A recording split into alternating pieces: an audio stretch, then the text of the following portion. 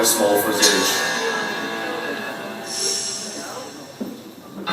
He was caught in the middle of what they call that awkward age.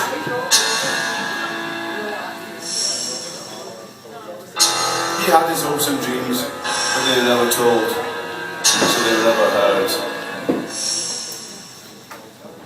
He came from Bethnal Green, where ambition was a dirty word.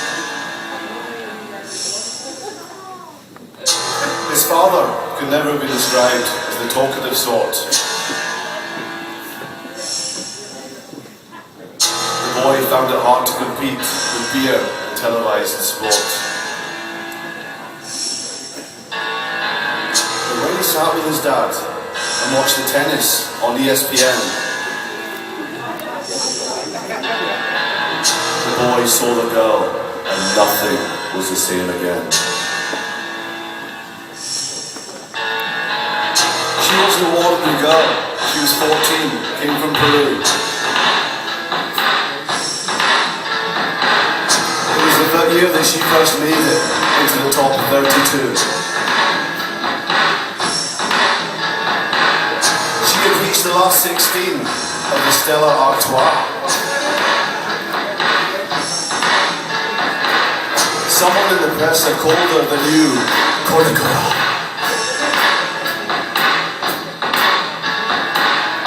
Remarkable stamina and levels of concentration for one so young. She had a double-handed backhand, which had proved to be particularly strong. But there's one compelling reason why she had made her name. It was that she had the second fastest serve in the women's game. Fall in love with a girl, right from the very start. She did this backhand slice, which Daniel broke his heart. She played her first Grand Slam. It was the French Open. And for the first time now, she was playing Wimbledon. His heart had filled with hope, and then it quickly ebbed away. SW19 may as well have been a universe away.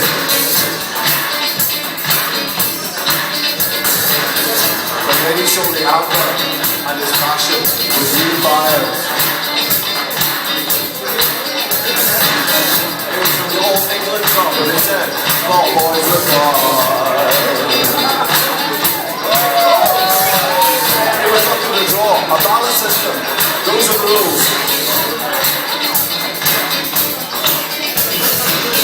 But he also had a quota to fill from poorer London schools.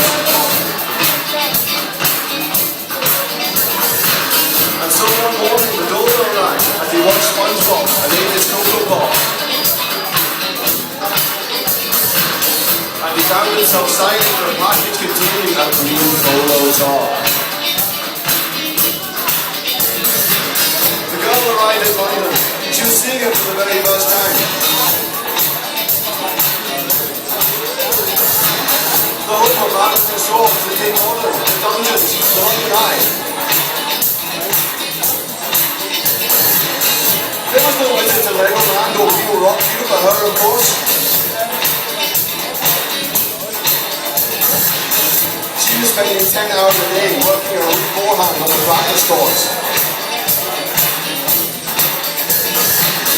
She was staying in the Dorchester, 5-star, she'd flown first class.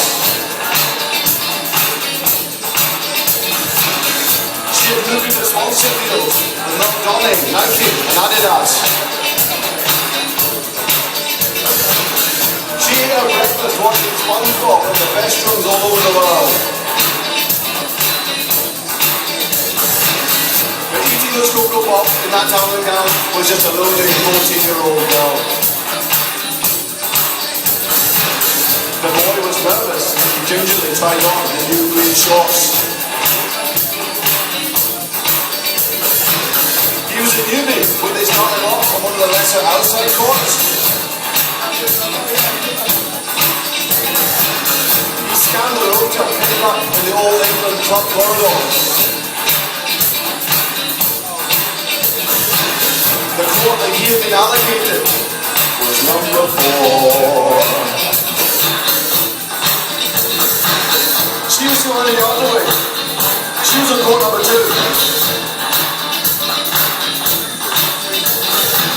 She was 6-5 up in the third set, on the serve, nearly through. She was all over the place though. This time he shot. She lost her nerve. She was having to work off of a considerably weaker second serve.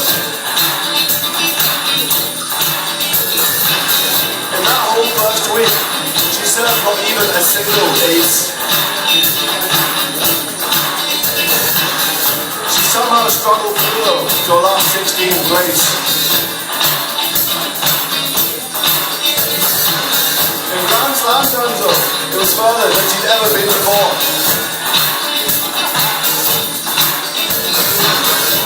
And the venue for her match, court number 4. So a dream came true for the boy on that bright June day.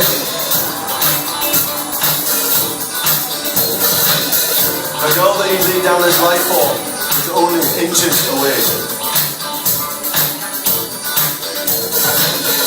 Was it a dream though? Or was it actually his worst nightmare? The number 1 rule: don't talk to the players. And for the girl too, it also looked like the dream was going sour. It looked like a match wouldn't even last the hour. The second fastest serve in the game couldn't even pass the net. Now, she was 5-2 down in the second set.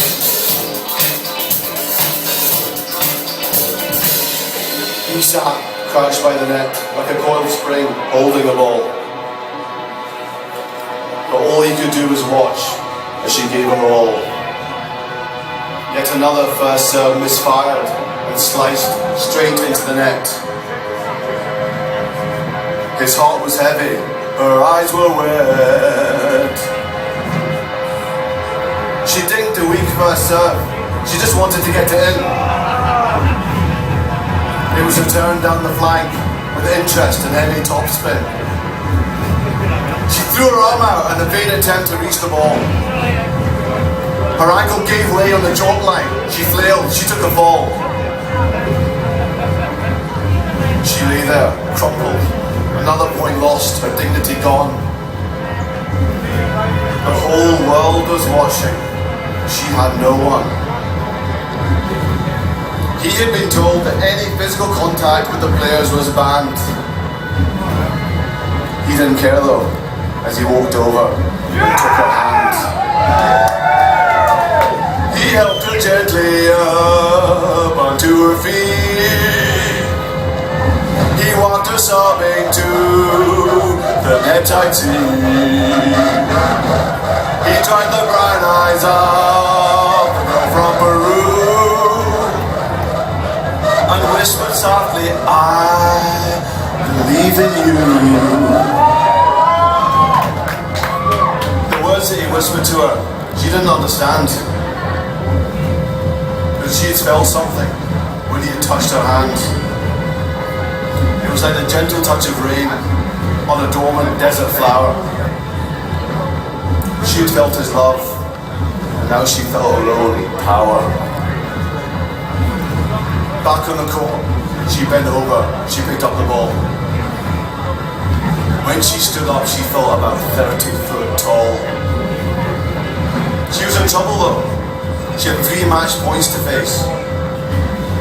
And for the first time in 10 days, she hit an ace. The boy was in trouble too. He touched a player. The match referee cast him an incandescent glare. It was a look that said that this would be his last game, and he would never be this close to the girl again. She served that game out without making a single mistake. From 5-0 down, she went on to win that set on the tiebreak. Her serves were gathering speed now, and she was bossing the net.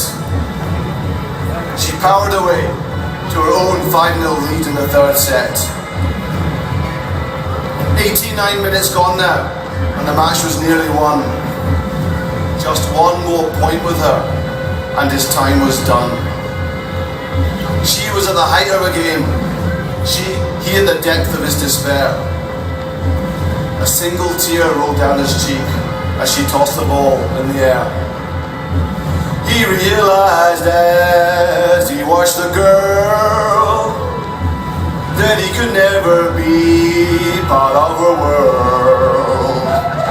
Would never kiss her, touch her, ease her pain, or even take her hand in his again.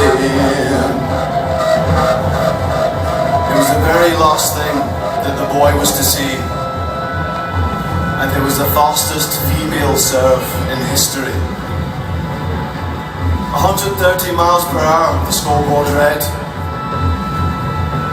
and it flew straight into the ball boy's head. The boy was polarized. He crumbled, felt like a stone hit the ground. The on-site doctor was unable to bring him around. The medics fought through the crowds to rush him to the ICU, but the consultants there doubted that he would pull through. 1 week later though, much to their considerable surprise, one of the duty nurses saw the boy blinking his eyes. 3 days later, the boy was even sitting up in bed. It was nothing short of a miracle, the doctors had said. The boy asked the doctors about the girl. Apparently her ranking had now gone up to 7th in the world. She was narrowly beaten in the semis 5 days ago, and was already training for her next match in Tokyo. Their worlds had intersected for one glorious moment that bright June day. Now, she was 6,000 miles and a universe away. He knew, that what he aspired for was far too much. But he had wanted just one more touch. His recovery complete, as he prepared to leave his bed, the nurse rather tactlessly told him that he should be dead. They'd even told his family that they should start to prepare for the end. But it had all changed after a visit by his Spanish friend. She had come to him 3 days ago, in the dead of night. She had taken his hand in hers and held it tight. She had put her mouth to his ear and whispered quietly 4 words in Spanish: Yo creo en ti. The boy was shaking, he asked to see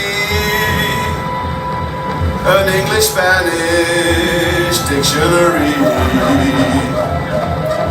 He found the words that had pulled him through, and they were I.